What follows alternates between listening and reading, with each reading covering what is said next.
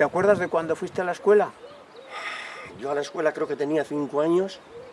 Sí, creo que me llevó a arrastrar la madre.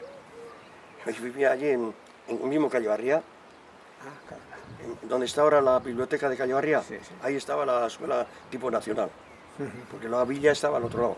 Pero ahí había clase y nos daba esta Pilar Calles. Ah, que tiene fama de haber sido una buena maestra. Sí, es la verdad. Bueno, para nosotros así. Bueno. Esa sí es verdad, fue una buena maestra. Y luego ya de allí pasé a Santa Susana. Y a los 9 años, cuando ya hacían la primera comunión, a los chicos ya les separaban, abandonaban el colegio de las monjas y les se quedaban chicas solamente. Y luego ya de ahí pasé a los maristas.